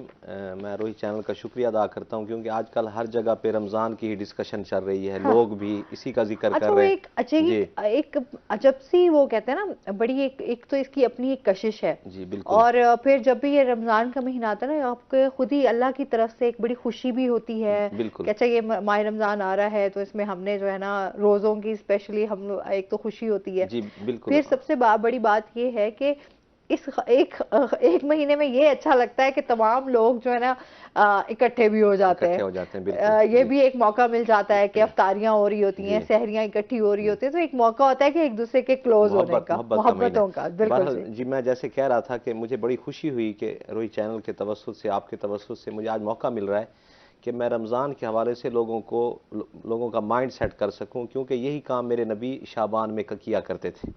रमज़ान से पहले यानी 15 शाबान के बाद आप सल्लल्लाहु अलैहि वसल्लम सहाबा को इकट्ठा फरमाते थे और उनके दरमियान एक स्पीच करते थे, और वो मोटिवेशनल स्पीच होती थी रमज़ान की तैयारी के हवाले से जी। और आप सब कोई इस बात पे एग्री करते थे कि सब दुआ करें कि हम रमज़ान का महीना पा लें। और फिर आप ये भी फरमाते थे अपने घर वालों को भी कि सारे लोग अब कमर कस लें कि वो महीना आ रहा है जो अल्लाह की रहमतें, बख्शिशें लूटने का महीना है। बिल्कुल, ठीक है, अल्लाह के करम को हासिल करने का महीना है। यानी मेरे नबी ने जो अपनी उम्मत के लिए दुआएं मांगी हैं, तो उन दुआओं की कबूलियत में एक ये महीना भी हमें नसीब हुआ है। जैसे इसमें जो लैलतुल कदर नसीब हुई, उन्हीं दुआओं का नतीजा है कि हमें एक इसमें एक सिर्फ रात ऐसी मिल जाती है जिसमें कई हजार जो है ना दिनों का वो सवाब मिलता है। फिर इसमें जो है ना आप जब रोज़ा रखते हैं तो आपके गुनाहों की माफ़ी होती है। जैसे हदीस में आता है कि पूरी ज़िंदगी के हमारे जो गुनाह हैं, एक दिन के नहीं, साल के नहीं, पूरी ज़िंदगी के, मन सामा ईमानम व एहतसाबन गुफिर लहू मा तक़द्दम मिन ज़म्बी। मेरे नबी फरमाते हैं जो पूरा महीना ईमान और एहतसाब के साथ रोज़े रखता है तो अल्लाह उसके पिछले सारे गुनाह माफ़ फरमा देते हैं। वो ऐसे हो जाता है जैसे अभी माँ के पेट से पैदा हुआ, इतनी बरकत है। और जैसे अभी मैं कह रहा था कि हम हमारे एक छोटे से घर में तकरीब होनी हो, शादी होनी हो, कोई सालगिरह होनी हो, हम पहले उसकी कितनी तैयारी करते हैं कि हम यूं करेंगे, हम यूं करेंगे, हम कार्ड छपवाते हैं, हम उसका प्लान करते हैं। और अगर हम इतना बड़ा जो बरकतों वाला महीना आ रहा है और उसका प्लान ना करें तो ये हमारी बदकिस्मती है। तो मैं जैसे कह रहा था कि मैं खुशकिस्मत समझता हूँ अपने आप को कि आज मुझे इस प्रोग्राम में मौका मिला और मैं कोशिश करूँगा कि मैं इस प्रोग्राम में नेक नियति से वो बात करूँ जिससे मेरा माइंड भी बने और सुनने वाले नाजरीन का भी माइंड बने कि हमने इस रमज़ान में क्या करना है कि शायद ये रमज़ान हमारी ज़िंदगी का कीमती रमज़ान बन जाए। रमज़ान तो सारी ज़िंदगी आए हमने देखे और इंशाअल्लाह अल्लाह ताला हमें ये रमज़ान भी दिखाएगा और इसमें अल्लाह से मांगनी चाहिए, हर चीज़ की तौफीक मांगनी चाहिए। अभी से तौफीक मांगना शुरू कर दें कि अल्लाह ये रमज़ान मेरे लिए खैर का सबब बना दे। अल्लाह जो रमज़ान के तकाजे हैं मेरे लिए वो उनको पूरा करना आसान बना दे। अल्लाह ताला खुद फरमाते हैं ना कि जो चीज़ मांगनी हो, जूते का तस्मा टूटे मुझसे मांगो। तो रमज़ान में इतनी बड़ी जो सादतें मिलनी है क्या बगैर मांगे मिल जाएंगी?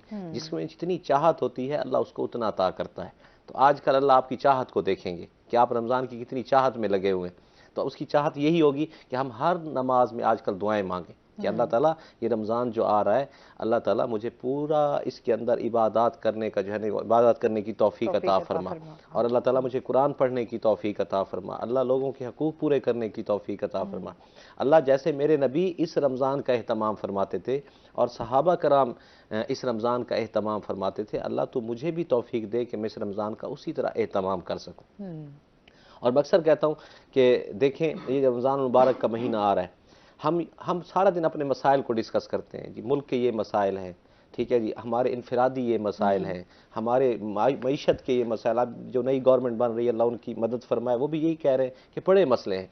और मैं आपको ईमानदारी से कहता हूँ, मैं अपने आप को दीन का स्टूडेंट कहता हूँ, मैं अपने आप को टीचर नहीं कहता, मैं स्टूडेंट कहता हूँ इस्लाम का। और मैं ये समझता हूँ कि हर मसले का हल अल्लाह के पास है। और ये जो महीना आ रहा है इसमें अगर हमारे हुक्मरान भी अल्लाह से मांगे खुशू व खुजू के साथ, हमारी आवाम भी अल्लाह से मांगे खुशू व खुजू के साथ, तो देखिएगा आप कि इंशाअल्लाह ये जो हुकूमत बनी है इसी के ज़रिया से अल्लाह हमारे मसाइल हल करवाएंगे। किसी ने नहीं करने, हुकूमतों ने नहीं करने, सियासतदानों ने नहीं करने, अल्लाह ने कराने हैं और अल्लाह इन्हीं के ज़रिए से करा देगा। और अगर हम अब भी अल्लाह से तौबा नहीं करेंगे, माफ़ी नहीं मांगेंगे, तो मैं हकीकतन आपको बता रहा हूँ, इस्लाम का स्टूडेंट समझ के आपको बता रहा हूँ और दलाइल दे सकता हूँ, उस पर मेरा टाइम नहीं है, कि फरिश्ते भी उतर आए ना तो हमारी ज़िंदगी को चेंज नहीं कर सकते, हमारी किस्मत को नहीं चेंज कर सकते। बिल्कुल, ये तो इख्तियारात जो हैं वो सब तमाम अल्लाह के हाथ में है। तो ये हमें महीना मिल रहा है, हम इससे फ़ायदा उठाएं, अल्लाह से मनवाएं, अपने हक में फैसले करवाएं। बिल्कुल ऐसे ही है जी। मज़ीद भी आपसे जानते हैं इस हवाले से। इसके साथ ही जो है हम साजिद से जो है नात रसूल मकबूल सल्लल्लाहु अलैहि वसल्लम सुनेंगे। जी बिस्मिल्लाह। इंशाअल्लाह, जज़ाकल्लाह, बहुत शुक्रिया आपका।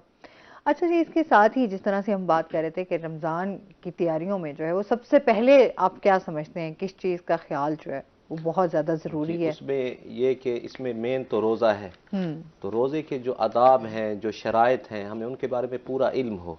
और फिर हमारा मकसद ये हो कि जो रोज़ा हम रखते हैं सुबह से शाम तक भूख और प्यास बर्दाश्त करते हैं, क्या उसका वो फ़ायदा भी हासिल हो रहा है या नहीं हो रहा। इसलिए रोज़े के ऊपर अपने जो है ना ऐसी पाबंदियाँ लगाएं हम कि जो इस्लाम हमारे ऊपर वो फिक्स की हैं, उसमें ज़ुबान का भी रोज़ा हो, उसमें आँख का भी रोज़ा हो, उसमें कान का भी रोज़ा हो, उसमें हमारी तरफ से किसी को किसी किस्म की तकलीफ ना हो, ताकि रोज़े की जो सही बरक़ात हैं वो हमें हासिल हों। फिर रमज़ान में ज़्यादा से ज़्यादा इबादत की कसरत करनी चाहिए। मैं कहता हूँ कि शेड्यूल ऐसा बनाना चाहिए रमज़ान मुबारक के अंदर, और इसमें हमारी हुकूमतों को भी किरदार अदा करना चाहिए। हमें इनफरादी तौर पे भी जहाँ जहाँ हम काम करते हैं शेड्यूल ऐसा बनाए कि हमारे दुनिया के काम कम हो जाएँ।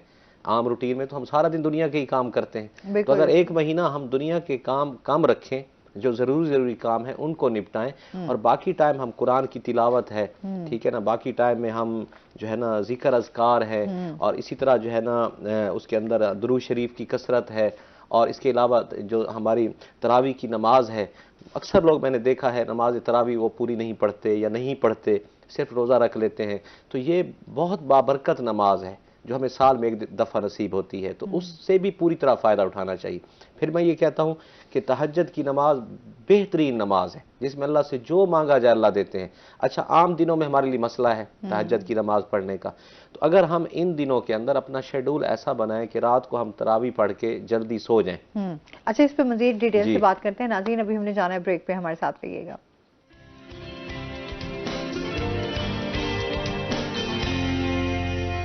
वेलकम बैक नाज़रीन, रोही 10 में एक बार फिर से आपको खुश आमदीद कहते हैं। और इसी के साथ जिस तरह हम बात कर रहे थे ब्रेक से पहले, उसी को कंटिन्यू करेंगे। तहज्जुद के हवाले से बात हो रही थी। मैं कह रहा था कि तहज्जुद की नमाज वो है जिसमें अल्लाह से जो मांगा जाए, अल्लाह पहले आसमान पे आके खुद पूछते हैं कि जो जो बंदा मांग रहा है मैं उसे अता करने के लिए तैयार हूं, बताओ फरिश्तों बंदे क्या मांग रहे हैं। अच्छा, अब हमारे लिए मुश्किल हो गया, दुनिया में हम ऐसे फंसे कि आम दिनों में हमसे तहज्जुद नहीं पढ़ी जाती। अब रमज़ान में हमने इसका एहतमाम करना, हम ये नियत करें, अल्लाह से मांगें, तो इंशाअल्लाह अल्लाह हमें तौफीक देंगे। और मैंने कहा कि उसका शेड्यूल इस तरह बनाएं कि हम रात को जल्दी सोएं। इस महीना कम से कम हम ये आदत बना लें कि हम रात अच्छा, को वैसे भी हमारे यहाँ तो ये एक यूं ट्रेंड ही बन चुका हुआ है। बेसिकली मैं तो इसको यही नाम दूंगी कि हम लोग जो है वो खैर सहरी तक जो है मोस्टली ये होता है कि सोते नहीं है, हम इंतजार ही करते हैं। चलो वो भी अच्छी, अगर कोई ऐसे करते हैं कि वो नहीं सोते वो ठीक है, लेकिन जो बेहतर है कि थोड़ी देर सो के फिर उठ के जब तहज्जुद पढ़ी जाए तो उसका फायदा ज्यादा होता है। और मैं वही कहता हूँ कि इसमें रूटीन ज्यादा बेहतर रहती है। हम सुबह काम भी कर सकते हैं, अगर हम रात को जल्दी सोएंगे, सुबह तहज्जुद के टाइम उठ के तहज्जुद पढ़ के सहरी करके और फिर नमाज पढ़ के हम अपने दुनिया के काम जो हैं वो भी अच्छी तरह परफॉर्म कर सकते हैं, क्योंकि हमें रात को एक अच्छा खासा टाइम मिल गया आराम करने का। तो बहरहाल हर बंदे की अपनी रूटीन है, वो उसको देख के करे, लेकिन तहज्जुद कोशिश करेंगे हम इस महीने में पढ़ें। अच्छा, सहरी में होता है कि बाज़ दफ़ा ये होता है कि बहुत ज़्यादा यहाँ पर अब हमारे खेलों के हवाले से भी ना चीज़ें जो है वो बड़ी एक्टिव हो जाती हैं। स्पेशली सहरी तक जो है ना इस तरह की एक्टिविटीज़ भी हो रही होती हैं, क्रिकेट खेला जा रहा होता है रोड्स पे। अच्छा, हमारे पार्क्स भी फिर आबाद हो जाते हैं, बच्चे खेल रहे हैं, ठीक है, ये उम्र होती है उनके खेलने की। बिल्कुल ऐसे ही है ना। तो ये तमाम एक्टिविटीज भी जो हैं वो माह रमजान में साथ साथ हो रही होती हैं। हाँ, लेकिन बहरहाल जो भी एक्टिविटीज हो कोशिश करें ज्यादा से ज्यादा इबादत का एहतमाम करें, क्योंकि मेरे नबी ये फरमाया करते फिर पता नहीं ये नसीब हो या ना हो। बिल्कुल ऐसे ही है, तो अल्लाह ताला हमारे नसीब में ये लिख दिया है तो हमें ये मिल रहा है। तो इंशाअल्लाह हम सारे ये नियत करते हैं और हम नियत करें अभी से अल्लाह से मांग के कि इंशाअल्लाह हम इस रमजान को अपने लिए बेहतरीन रमजान बनाएंगे, अपना कीमती रमज़ान बनाएंगे। जो हमने पहले कभी भी अगर हमसे कोई गलतियां हुई थी, कोताहियां हुई थी, इंशाअल्लाह अल्लाह आप हमारी मदद करें और हम इस रमज़ान में ऐसा नहीं होने देंगे। हम इस रमज़ान को ऐसा बनाएंगे कि हमारे लिए खुशियां लेकर आएगा, हमारे लिए राहतें लेकर आएगा, हमारे लिए सुकून लेकर आएगा, हमारा मुस्तकबिल लेकर आएगा। मैं अक्सर वो एक बात कहा करता हूँ, हम अपने बच्चों को सिखाते हैं, बेटा मुस्तकबिल बनाओ, मुस्तकबिल बनाओ। और वो क्या है, पढ़ के पैसा कमा के। मैं ये समझता हूँ अल्लाह को राज़ी करके मुस्तकबिल बनता है। हम अगर अल्लाह के नाफरमान हो जाएंगे सब कुछ पा के भी कुछ हासिल नहीं होता, और अगर अल्लाह को राज़ी कर लेंगे तो थोड़ा हो के भी सब कुछ मिल जाता है। ठीक है, तो रमज़ान ऐसा ही महीना है कि इसमें अल्लाह से हम अपनी तकदीर के लिए भी अपना अच्छा लिखवाएं। मैं इस बात को अक्सर मैं साबित करता रहता हूँ अपने स्टूडेंट्स के सामने भी कि भाई अल्लाह ने सब कुछ करना है, अल्लाह से अपने हक में बेहतर लिखवाओ। और वो है ना, तकदीर बदलती है दुआओं के असर से। तो अल्लाह से अपने हक में कैसे बेहतर लिखवाएंगे? वो दुआ के जरिया से। और दुआएं कब ज्यादा कबूल होती हैं? इस रमजान के महीना में। हर लम्हा ऐसा है, सहरी का लम्हा है, दुआएं कबूल हो रही हैं, तरावी का लम्हा है, दुआएं कबूल हो रही हैं। आप रोज़ा अफ्तार जब करते हैं तो कन्फर्म हदीस है कि आपकी दुआ उस वक्त जो भी मांगते हैं वो कबूल हो रही है। तो इसलिए इस महीने के अंदर हमने अल्लाह से एक एक चीज़ मांगनी है, अपना मुस्तकबिल, अपने बच्चों का मुस्तकबिल, अपनी फैमिली का मुस्तकबिल, अपने पाकिस्तान का मुस्तकबिल। मैं सबसे गुजारिश करता हूँ तमाम नाजरीन से कि इस रमज़ान में अपने मुल्क पाकिस्तान के लिए भी दुआ मांगे कि अल्लाह हमारे मुल्क को ऐसा खूबसूरत मुल्क बना दे, और ये अल्लाह चाहे तो इंशाअल्लाह देर नहीं लगेगी इस मुल्क को एक दुनिया की बेहतरीन ताकत बनते हुए। हम अल्हम्दुलिल्लाह ऐसा मुल्क है, हम एक एटमी ताकत हैं, अल्लाह ने हमें सारे वसाइल दिए हैं, सारे बेहतरीन सोर्सेज अता किए हैं, दुनिया की बेहतरीन नंबर 1 फ़ौज अता की है, बेहतरीन हमें दरियाओं का निज़ाम अता किया है, अफरादी कुव्वत अता की है। अगर हम इन चीज़ों को मैनेज करने और अल्लाह से अपने हक़ में बेहतर लिखवा लें तो आप देखिएगा, मैं गारंटी से कहता हूँ, मेरी बातें आप सारी ज़िंदगी याद रखेंगे, पाकिस्तान जैसा मुल्क दुनिया में कोई नहीं होगा। अच्छा, वो तो वैसे भी हम लोग जाहिर सी बात है कितने आज़ाद मुल्क में रह रहे हैं, तो मैं हमेशा बात करती हूँ कि हमें तो यूँ प्लेट में सजी सजाई प्लेट में ना ये मिल गया पाकिस्तान, तो हमें उस तरीके से ना आज़ादी की कदर नहीं है। और आजकल तो मैं कहता हूँ फ़लस्तीन में हो रहा है, बिल्कुल ऐसे ही उससे हमें अंदाज़ा। हाँ जी, बिल्कुल बिल्कुल वही ना, तमाम चीज़ें हमारे सामने होने के बावजूद भी हम सबक नहीं सीखते। जी और फिर जब हम ये कहते हैं कि एक माह रमज़ान जब आ रहा होता है, तो जिस तरह अभी जो सूरत हाल करंट चल रही है, ज़ाहिर सी बात है महंगाई है, लोगों के लिए बहुत ज़्यादा मुश्किलात हैं, तो इसमें भी हम लोग जो है वो अपना मुहासबा करने की बजाय हम इसमें ही लग जाते हैं कि किस तरीके से हमने कमाना है। अच्छा, जी फिर हम लोगों के लिए आसानियाँ उस तरीके से नहीं तकसीम कर पाते जिस तरह से हमें तकसीम करनी चाहिए। बिल्कुल दिखावा बहुत ज़्यादा आ जी चुका हुआ है। बिल्कुल अच्छा, आपने दिखावे के लिए तो आप लोगों को शो ऑफ करेंगे कि मैं नमाज भी पढ़ रहा हूँ, मैं रोज़ा भी रख रहा हूँ, या मैं इस तरह की एक्टिविटीज़ कर रहा हूँ जिसमें आप लोगों की हेल्प भी कर रहे हैं। तो वो होता सिर्फ दिखावे के तौर पे कि हाँ बस आपने लोगों को शो ऑफ कराना है कि ये तमाम चीज़ें हो रही हैं। और इस बेसिकली तो बहुत कम लोग होते हैं जो एज अ समझ लें कि मोटिवेशन के तौर पे कि लोगों को भी एक मैसेज जाए, एक अच्छा मैसेज जाए कि आप नेकियां करें, आप लोगों के लिए आसानियां तकसीम करें, ताकि लोग भी जो है वो जितने परेशान हैं इस टाइम, मैं समझती हूँ ये माह रमज़ान भी जो है वो हम अल्लाह ताला से दुआ भी करते हैं कि अल्लाह ताला हमारे लिए आसानियां करे। चैलेंजेस बहुत हैं, मुश्किलात बहुत हैं, तो इसमें लोगों के हवाले से जो है लोगों के जो रवैये हैं उनके हवाले से आप क्या कहेंगे? जी आपने दो बातें की। पहली बात मैं करूंगा कि आपने बहुत अच्छी बात की कि रिहा ना आ जाए। हाँ यानी इतनी बरकतों वाला महीना मिल रहा है और हाँ खुदा न खास्ता ये ना बस आज हम प्रोग्राम कर रहे हैं, अगर हमारी नीयत ये है कि जी हमारी वाह वाह हो, नहीं, साथ वो होनी है या नहीं होनी उसको छोड़ दें। हाँ हमारी ये नीयत हो कि हम आज जो बात कर रहे हैं अल्लाह करे इसको सुन के मुझे भी हिदायत मिल जाए हाँ और सुनने वालों को भी हिदायत मिल जाए, तो बिल्कुल ये हमारे लिए बख्शिश का बायस है ये प्रोग्राम भी। ऐसे ही जो रमज़ान का महीना है, अगर इसमें दिखलावा आया तो कोई फ़ायदा नहीं, बल्कि वो तुम हदीस अक्सर कोट किया करता हूँ, मुस्लिम शरीफ की हदीस है कि सबसे पहले जो 3 जहन्नमी होंगे वो कोई गुनहगार नहीं होंगे, वो नेकी करने वाले होंगे। एक उसमें हाफिज होगा, एक उसमें सखी होगा और एक उसमें शहीद होगा। तीनों ने जो काम किया किस लिए किया कि हमारी तारीफ हो जाए। अल्लाह ताला कहेंगे कि तुमने अपनी तारीफ के लिए काम किया था, तो तुम्हारी तारीफ दुनिया वालों ने कर ली, मेरे लिए नहीं किया था, इसको उठाओ और जहन्नम में डाल दो। तो खुदा न खास्ता ऐसा ना हो हम रोज़े रखें और वो रोज़े उल्टे हमारे लिए जहन्नम का बायस बन जाए। वो कब होगा? जब दिखलावा आएगा। इसलिए जो बुजुर्गों से सुना कि आप कोई अमल करें ना, मसलन अभी हमने प्रोग्राम किया है मजहबी प्रोग्राम, इसके बाद इस्तिग़फ़ार करें कि अल्लाह कोई गलती हो गई माफ़ कर दें, रिया आ गई माफ़ कर दें। ऐसे रमज़ान में कसरत इस्तिग़फ़ार कि अल्लाह हम रमज़ान के तकाज़े पूरे नहीं कर पा रहे, जो हमसे कोई इसमें गलती हो रही है अल्लाह उसको माफ़ कर दें। तो इससे यह है गलतियां माफ़ होती जाएंगी, जो अमल है वो बाकी रहेगा और वो हमारे लिए बख्शिश का बायस होगा। बाकी जो इंसानी रवैयों की आप बात कर रहे हैं, तो उस पर भी मैं बात करूंगा कि असल जो देखिए इंसान की पहचान ही रवैये से है। अगर हमारे रवैये ठीक हैं तो माशरा ठीक है, अगर हमारे रवैये ठीक नहीं है, हमारी सोच ही ठीक नहीं है, तो माशरा कभी ठीक नहीं हो सकता। मैं जिन लोगों से वाबस्ता हूँ, अगर मैं उनकी देखभाल करता हूँ, उनसे प्यार से बात करता हूँ, अक्सर आजकल एक बात कहा करता हूँ जो मैंने ज़िंदगी में सीखी 24 साल में, मैं किसी के लिए कुछ नहीं कर सकता, मैं अपने रवैये से उसको खुश तो कर सकता हूँ, अच्छा बोल के। मैं उसका थोड़ी देर के लिए गम दूर तो कर सकता हूँ अच्छा बोल के, दिलासा दे के।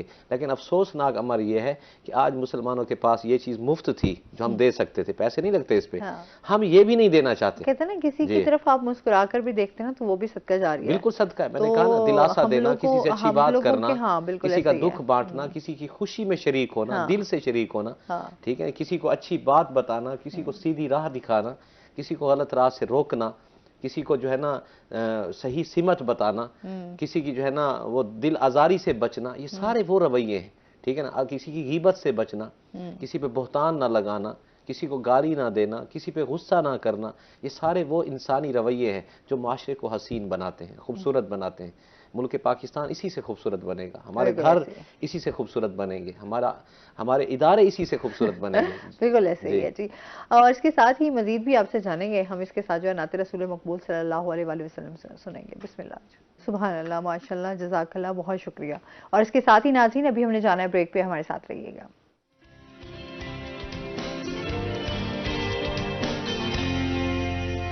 वेलकम बैक नाज़रीन।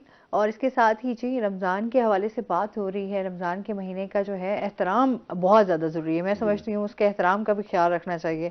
हम लोग वैसे इस समय होता है कि बहुत जिस तरह हुज़ूर पाक सल्लल्लाहु अलैहि वसल्लम ने फरमाया कि इस महीने में जो है शायद इनको जो है उस हवाले से भी जकड़ दिया जाता है।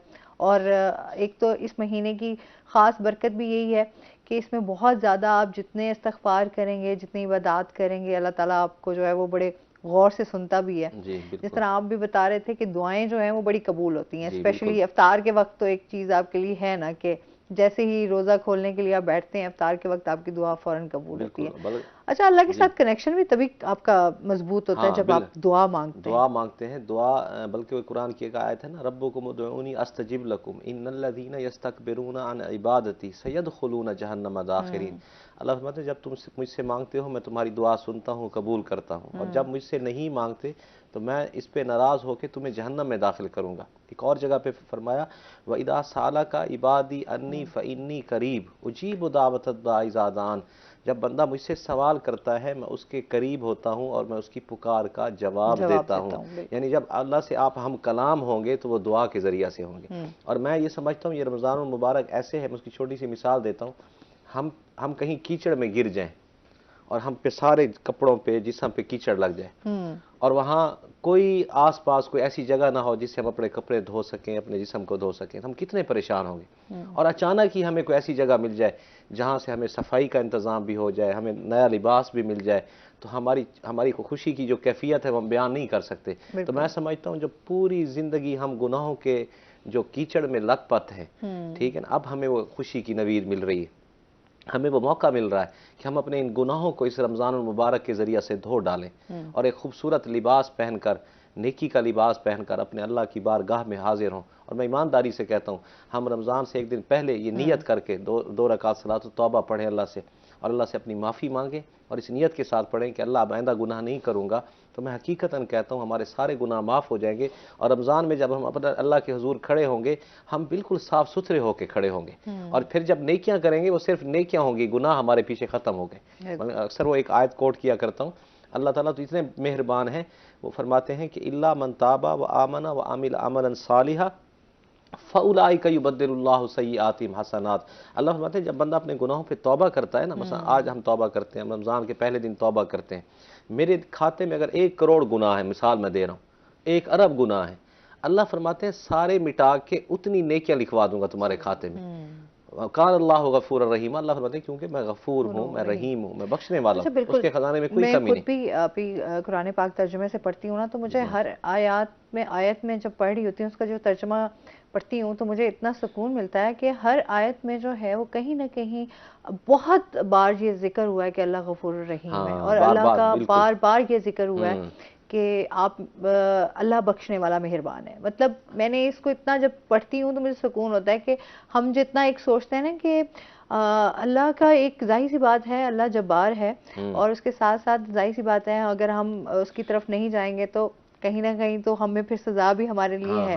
लेकिन उसके साथ साथ अल्लाह ताला ने ना एक रास्ता ये भी दिया है कि बचने का रास्ता हर वक्त है। बिल्कुल मतलब आप मरते दम तक आखिरी सांस भी आपकी हो तो उसमें भी अगर आप तौबा कर लेते हैं तो अल्लाह आपकी तौबा को कबूल फरमाता है। तो इससे बड़ी और क्या बात होगी। आपने बिल्कुल सही मैं अक्सर कहती हूँ कि उलमा इकराम और हम जब बैठे होते हैं ना वो मिंबर पे और बहुत डरा रहे होते हैं, और जब जाहिर सी बात है आप खुद पढ़ते हैं ना तो आपको फिर चीज़ें आपको समझ में भी आने लगती हैं, आपको खुद भी जो है गौर व फिक्र जब आप करते हैं तो आप थोड़ा अल्लाह के नज़दीक होते हैं तो आपको समझ आती है कि अल्लाह तो, और जो हमारा इस्लाम है वो बहुत ही आसान है। बिल्कुल हमने खुद ही उसको मुश्किल बना दिया, बिल्कुल मुश्किल बना। तो अभी जिस तरह रमज़ान के हवाले से तैयारियां चल रही हैं तो हम आए दिन इस पे बात भी कर रहे होते हैं कि महंगाई है लोगों के हवाले से, तो लोगों का एक ये रवैया भी देखने में आता है कि लोग जिस तरह से ज़ख़ीरा अंदोज़ी करते हैं, अच्छा लोग मुनाफाखोरी की तरफ जाते हैं, लोगों के लिए जो है वो रवैये भी अच्छा अदम बर्दाश्त भी नहीं है। हम जैसे आम रूटीन में लड़ना झगड़ना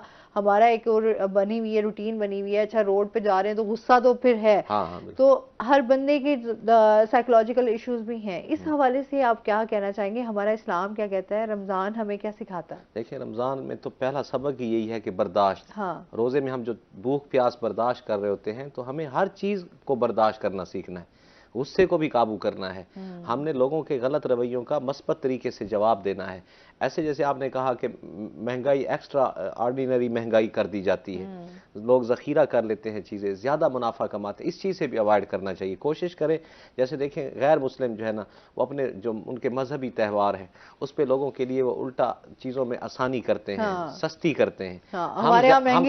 हम महंगी कर देते हैं। उसमें मैं समझता हूँ अफराद को भी ठीक होना चाहिए। हुकूमत एक सिस्टम बनाए, चेक एंड बैलेंस हो सही तरीके से। हुकूमत ही बहुत सारी चीज़ें इंप्लीमेंट कर सकती है, वो आप और मैं नहीं कर सकते।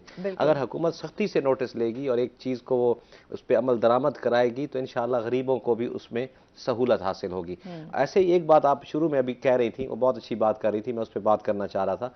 आपने कहा कि अल्लाह ताला, जब कुरान आपने पढ़ा तो उसमें अल्लाह की सिफ्त को गालिब देखा कि अल्लाह रहमान है, रहीम है। तो ये बात कन्फर्म है, मैं आपकी तायीद करना चाहूँगा कि अल्लाह ने कुरान का आगाज़ भी इसी से किया, बिस्मिल्लाहिर्रहमानिर्रहीम। अल्लाह की ये दो सिफ़ात गालिब हैं उसकी बाकी सिफ़ात के ऊपर। तो हम जब भी अल्लाह की इबादत करें इन दो सिफ़ात को सामने रख कर के मैं उस अल्लाह का बंदा हूँ जो माफ़ करने वाला है, माफ़ी को पसंद करता है, ठीक है ना। और ये लोगों की बातों में ना आए, अल्लाह से ऐसा ताल्लुक बना है, 70 माओं से ज्यादा प्यार करता है, 70 माओं से। बात बड़ी खूबसूरत सी है ना कि जिसमें कहते हैं कि आपने अगर अल्लाह से बात करनी है तो आप नमाज पढ़ें, और जब आप चाहते हैं कि अल्लाह आपसे बात करे तो आप कुरान पढ़ें। कुरान पढ़ें। ये हज़रत अली रज़ी अल्लाह तआला ने बिल्कुल, फरमाया। मैं उस टाइम उसमें, तो मैं वही बात है कि हम लोग जब कुरान पढ़ रहे होते हैं तो हमारे लिए फिर तर्जुमे के साथ स्पेशली, वैसे तो हम कुरान पाक मैं भी जब पढ़ती रहती थी तो समझ नहीं आता था कि आप क्या पढ़, ठीक है कुरानी आयात पढ़ रहे हैं बस अल्लाह की, उसमें आप जिक्र कर रहे हैं, तो आप तर्जुमे के साथ पढ़ते हैं तो आपको आइडिया होता है कि उसमें एक्चुअली आपकी हिदायत और रहनुमाई के लिए क्या क्या चीज़ें जो है अल्लाह ताला ने बयान की हैं, और आपके लिए हर वो चीज़ जो है वो आपकी रहनुमाई कर रही होती है। बिल्कुल, ये बल्कि कुरान जो है ना जब उतरा तो उसके ये सालगिरह के तोहफे के तौर पे हमें रमज़ान मिला है। शाहरु रमज़ान अल्लज़ी उनज़िला फ़ीहिल कुरान हुदल लिन्नास, कि ये वो महीना है जिसमें कुरान उतारा। और कुरान क्यों उतारा? हुदल लिन्नास, इंसानों की रहनुमाई के लिए। हमें देखिए, आज मैं एक समझता हूँ, मैं आपसे रहनुमाई ना लूँ, आप मुझसे ना ले, मैं इनसे ना लूँ, हमने एक दूसरे से रहनुमाई नहीं लेनी, हमने कुरान से लेनी है। हमारा मसला यही है, हम क्यों गलत करते हैं? हम कहते हैं यार लोग कर रहे हैं जी, मैं भी इसलिए कर रहा हूँ। लोग ज़ख़ीरा अंदोज़ी कर रहे हैं, मैं भी कर रहा हूँ। लोग नाजायज़ मुनाफा ले रहे हैं तो मैं भी ले रहा हूँ। लोग हमारे लिए ज़रिया हिदायत नहीं है, हमारे लिए ज़रिया हिदायत अल्लाह और उसके रसूल की ज़ात है, ठीक है ना। जैसे अल्लाह ने कुरान में फरमाया, वमा आताकुमुर रसूल फखुज़ूहु वमा नहाकुम अन्हु फंतहु, जो तुम्हें रसूल दें वो लेना है, जिससे रसूल मना करे उसको छोड़ देना है, ठीक है जी। ऐसे कुरान पूरा आप पढ़ के देख लें, जिसमें बार बार अल्लाह कह रहे हैं कि मेरी माननी है और मेरे नबी की माननी है। हाँ, तीसरा कोई सोर्स नहीं है हमारे पास। बिल्कुल ऐसे मैं कह रही हूँ ना कि हर आयत में आपको यही होगा हुजूर पाक सल्लल्लाहु अलैहि वसल्लम का जिक्र है, या फिर हम देखते हैं कि अल्लाह अपनी रहमानियत के हवाले से हम देखते हैं कि वो कितना रहमान है, कितना करीम है, कितना बख्शने वाला है, गफूर रहीम है। तो हम तो ये, मैंने तो यही चीज़ अभी तक देखी है। तो ये तमाम चीज़ें जो है वो आपको कहीं ना कहीं से आपको आप में चेंजिंग खुद ही ले आती हैं। बिल्कुल। एक शख्स का वाक़या मैंने पढ़ा, बहुत पुरानी बात है, कि वो जो है ना उनसे कोई गुनाह हो गए और वो शैतान ने दिल में डाला कि अब तेरी बख्शिश नहीं हो सकती, तो अब नेकी की तरफ जा ही ना। ये इंसान ये शैतान डालता है इंसान, हाँ, कि अब तो आप बुरे बन गए, आपने ऐसे गुनाह कर लिए। तो वो बेचारा भी ऐसे फिरता रहा कि अब वाकई मैं तो इस काबिल नहीं हूँ कि मेरी तो बख्शिश हो ही नहीं सकती। तो एक गली से गुजरे तो देखा एक बच्चे को माँ मार के ना बाहर फेंक रही है और दरवाजा बंद कर दिया कि निकल जा मेरे घर से। अब वो खड़े हैं गली में देख रहे हैं, थोड़ी देर बाद फिर दरवाजा खुलता है और माँ उस बच्चे को जो रो रहा होता है, बैठा होता है मार खा के, उसे प्यार करती है और प्यार करके कहती है, बेटा तुझे मैंने मारा था तेरी गलती पर, तेरी इस्लाह के लिए, तू तो मेरा बेटा है, मुझे जान से प्यार है। फिर उसे घर अंदर ले जाती है, उसकी कंघी करती है, बाल संवारती है, फिर खाना खिलाती है। तो उस बुजुर्ग, उस बंदे के दिल में यह ख्याल आता है कि मेरा अल्लाह तो 70 माओं से ज्यादा प्यार करता है। वो जाके जब तौबा करते हैं, अल्लाह से माफी मांगते हैं, उस जमाने के वलीउल्लाह बनते हैं। तो मैं जितना भी गुनाहगार हूँ, मैं अभी अल्लाह का प्यारा बन सकता हूँ। कैसे? सिर्फ एक तौबा करके। बिल्कुल, और आज से अपनी जिंदगी को बदल कर, तौबा करके फिर उस पर कायम रहना, ये सबसे बड़ी ये तो है ना। मतलब अब हम लोग कहते हैं अच्छा थोड़ी देर झूठ बोल लिया है, या हमने कुछ इस तरह की, जिस तरह ज़ख़ीरा अंदोज़ी या इस तरह के जो छोटे छोटे गुनाह हैं, अगर इन पे हम लोग करना शुरू कर दें, उसके बाद तौबा करके फिर वही काम करना शुरू कर दें, नहीं, तौबा के टाइम शर्त में एक चीज है ना कि तौबा कर रहे हैं उस वक्त नीयत पक्की सही हो कि मैं अब नहीं करूंगा। लेकिन आपसे फिर भी हो सकता है, इंसान से होगा, गलती हो सकती है, बिल्कुल ऐसे। लेकिन नीयत उस वक्त पक्की हो कि मैं नहीं करूंगा, फिर हो गई, फिर माफी मांगे। अल्लाह तो कहते हैं कि अगर ये कौम माफी ना, गुनाह ना करती, ये कौम गुनाह ना करती, तो मैं ऐसी कौम, ऐसी उम्मत पैदा करता जो गुनाह करती और फिर मुझसे माफी मांगती। मुझे वो उम्मत पसंद है जिससे गलती हो फिर मेरे आगे गिड़गिड़ाए, फिर मेरे आगे माफी मांगे। हाँ जी, मजीद भी इनसे जानेंगे। नाज़रीन अभी हमने जाना है ब्रेक पे, हमारे साथ रहिएगा।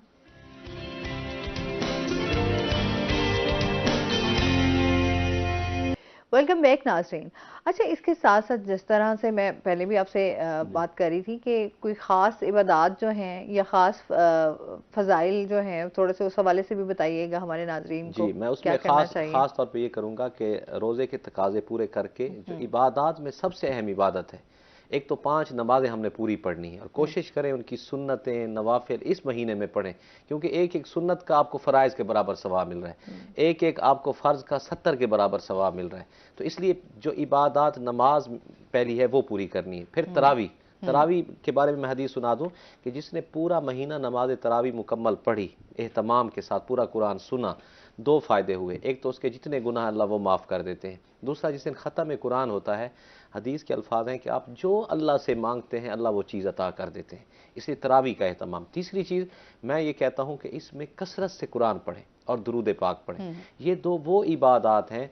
कुरान पाक खालिसतन अल्लाह के लिए है, कलामुल्लाह है, और दुरूद पाक खालिसतन मुहम्मद रसूलुल्लाह सल्लल्लाहु अलैहि वसल्लम के लिए। और बेशुमार अहादीस हैं जिनका मैं मुख्तसर निचोड़ बता दूं कि कोई बंदा कोई इबादत ना करे और कुरान और दुरूद पाक सिर्फ पढ़ता रहे, अल्लाह सारी दुनिया के लोगों की दुआओं में उसका हिस्सा डाल देते हैं। यानी दुनिया जो मांग रही है, अल्लाह इसको सिर्फ 2 काम करने से वो चीज़ें अता कर रहे हैं, एक कुरान पाक और एक दुरूद शरीफ। और मैंने खुद इसको आजमाया है। हम गुनहगार लोग हैं, हर वक्त हमसे गलतियाँ होती हैं।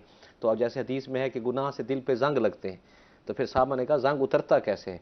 तो आपने फरमाया कुरान पढ़ने से जंग दूर होता है, मौत को याद करने से जंग दूर होता है। तो मैंने तजर्बा किया, जब तिलावत ज़्यादा करें तो जंग उतरना शुरू हो जाता है, अगर ना करें तो जंग चढ़ना शुरू हो जाता है। ये इसको बंदा अपना एनालिसिस करता रहे।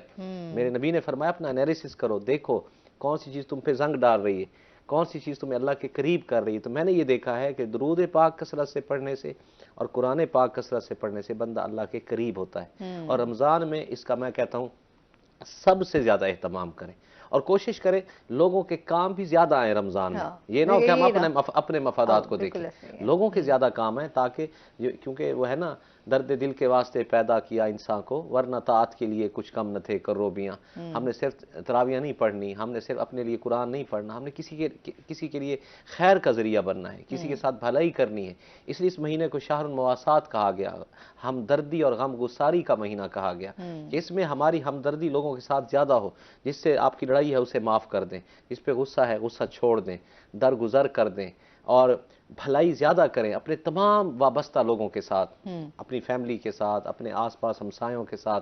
ठीक है, आम रूटीन में अगर हम हमसाए का 10% ख्याल रखते हैं तो इसमें हम कोशिश करें 100% ख्याल रखें, ताकि उसका ज़्यादा हमें सवाब मिले। तो ये सारे काम अगर हम करेंगे रमज़ान में, इंशाअल्लाह हमारा ये रमज़ान का महीना बेहतरीन होगा, आला किस्म का होगा। और इंशाअल्लाह फिर जब ईद होगी तो उस दिन 2 खुशियाँ होंगी, एक ईद की और एक बख्शिश की। ये यकीन हो हमारा कि हमारी फिर इंशाल्लाह बख्शिश हो जाएगी, और बख्शिश हो गई तो फिर मज़े हैं। कल भी हम एक जगह पे बैठे थे, कब्रिस्तान, दोस्त बैठे थे, दोस्त की वालदा फौत हुई, तो वहाँ मैं दोस्तों को कह रहा था कि ये देखो ये कब्र है, ये असल मुस्तकबिल है, सही बात, यहाँ से काम शुरू होता है। लोग भूल गए ना, और हम इसको भूल गए। बिल्कुल ऐसे, ठीक है, उसको मद्देनजर रखेंगे, जिंदगी बड़ी चेंज हो जाएगी। बिल्कुल ऐसे ही है। अच्छा जी, इसके साथ ही हम नात रसूल मकबूल सल्लल्लाहु अलैहि वसल्लम भी सुनेंगे। जी बिस्मिल्लाह।